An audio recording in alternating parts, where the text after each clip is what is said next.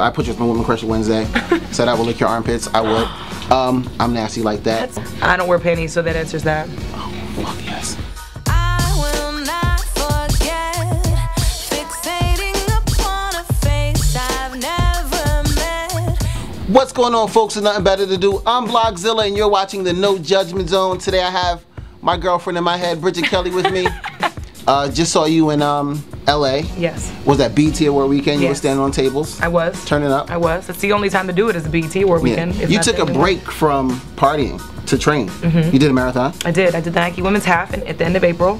So for like 2 or 3 months, I was not dancing on tables. In fact, I was at home asleep because I was running 8 miles a day and was knocked out. And it looked great. I really enjoyed all the Instagram pictures you posted. Thank you. Great, great. Thank you. And now you're putting out an album. Yes. All or Nothing. Yes. Which you used from the marathon. Yes. It became my mantra because I was training and I never really focused that hard and had to be that regimented and disciplined because I'm an artist, so my life is all over the place. So we travel all the time, things get changed at the last minute. So in doing all of that, sometimes things slip through the cracks. And the one thing I could not miss was a run. So I would have to plan my life around this run, and I'd never been that disciplined about anything. So All or Nothing kind of became, you know, my mantra. Because the whole thing was mind over matter. I never really ran before that. So, you know, being able to commit to that. All or Nothing really, and then it transformed into like this creative thing for me, and I started writing again, and I left the label, as you know. So well, that's what I was gonna say. In LA, you told me I was shocked. You left Roc Nation. Yes. What was that day like when you said, "Hey, I'm out of here"? Honestly, it was a really heartfelt conversation that I had. I sat down with Tata, and Tata's been such a tremendous influence on my life in the last 5 years.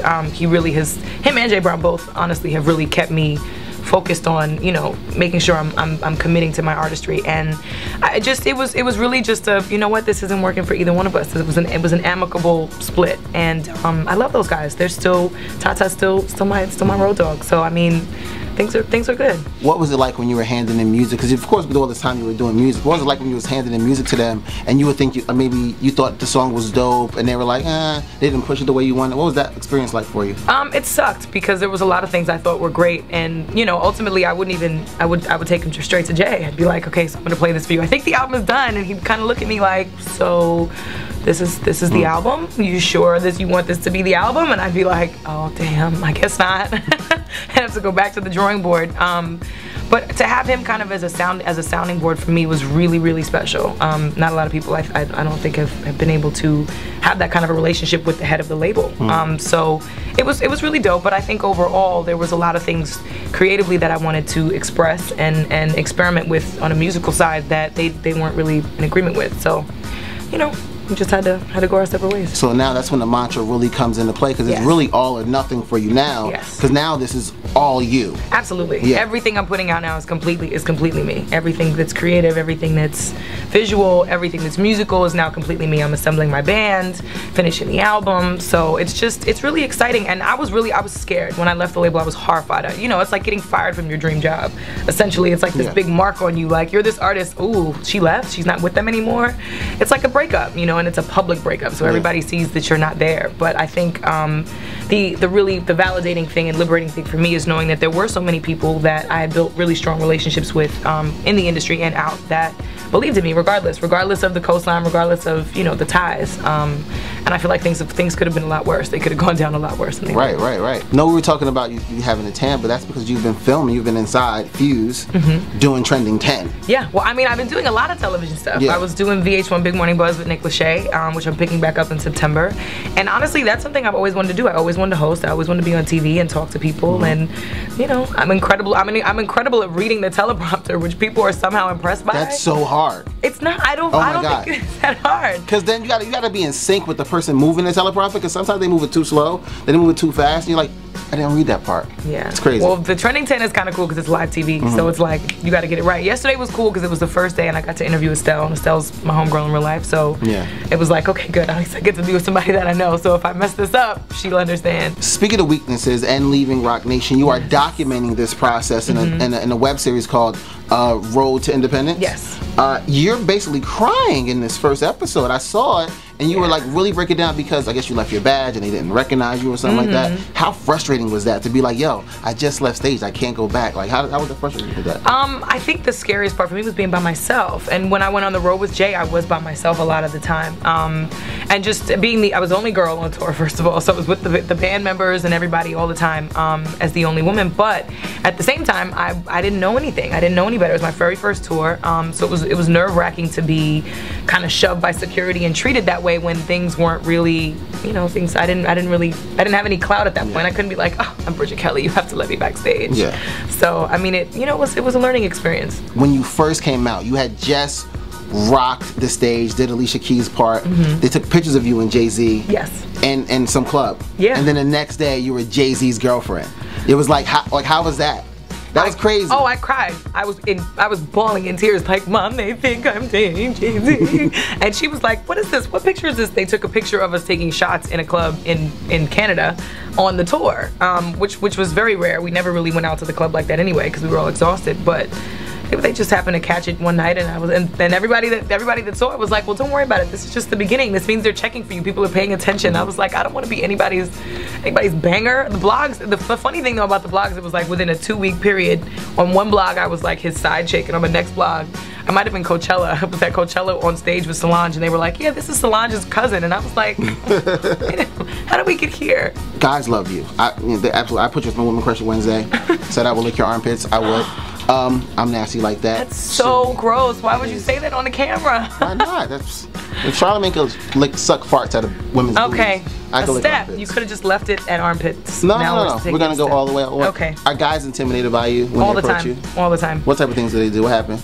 You know what it is? Guys are just not necessarily comfortable with a woman who's very straightforward. I shoot from the hip, so I really don't. I'm a New York City girl, so I'm used to being able to speak my mind and having an opinion. And I don't know if guys are intimidated or if they just don't know what to do with it.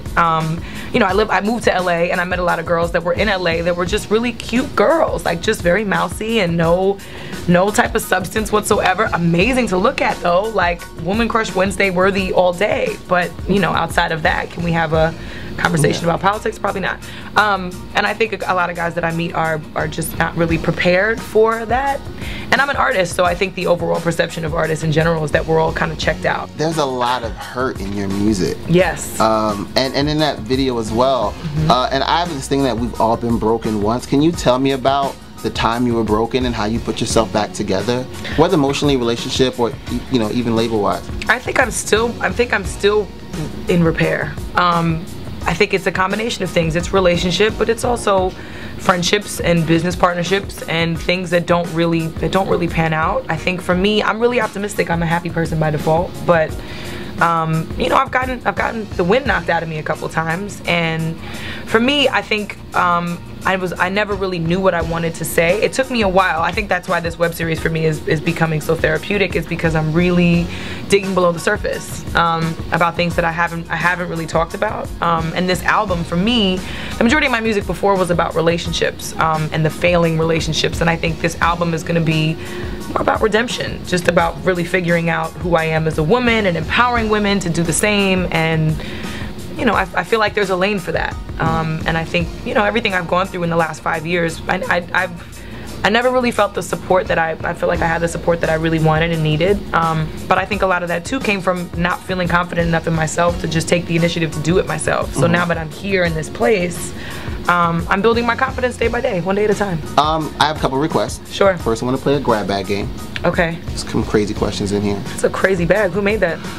We got this from Colombia. It was a gift. It's my favorite color, by the way. Really, orange? Okay, that's what's up. So you should pick one. I was gonna pick it for you. It's just a bunch of questions. Really? Yeah, it's a bunch of crazy questions. Crazy questions. Can I read it? So I'm gonna read it. Okay. Let's see. Okay, what's something you did as a kid that you wish it was still cool to do as an adult? Eat whatever I want and not gain weight. That's good. When you're a kid, you can eat everything. My daughter eats crazy, and she's like this thin. Those ice creams, like the Tweety Bird and the Mario Brothers ice cream with the gumball eyes, used to be my favorite. They used to turn your mouth blue. Those were great. If I could just eat those you got lucky because there's some really horrible questions in here. Really? Like when was the last time you wore the same pair of panties 2 days in a row? I don't wear panties, so that answers that. Oh, fuck yes. So can you sing to Nope. me? Nope. Can you? Can I sit? I knew he was gonna go for the armpit. I knew it. I know you have to go. I do. I have to run. I have to go to work. I have a job. Can you believe it? I have a job. It feels so good to say I have a job. It's actually getting checks now, unlike Roc Nation. Damn it. You know what's crazy though? I've gotten so many more paid opportunities since I've left the label. Wow. It's crazy. That is. I'm blessed. Thank you, God. Thank you. Well, that's our show for today. Join us next week when we make Bridget shave her head and play Heisenberg for YouTube videos. Never. What's going on? This is your girl Bridget Kelly. I just survived the no judgment zone with Vlogzilla, who's molesting my armpit. You're watching Global Grind TV. Make sure you check me out on Twitter and Instagram at I am Bridget Kelly, and make sure you tune in to wrap up every Wednesday for my web series Road to Independence. Over and out. But usually I fall asleep early, so he like gets mad at me. He's like, every time I stay home and watch a movie with you, you fall asleep. Like they try and bust my nose. Let's say shit from your computer. Bah, bah.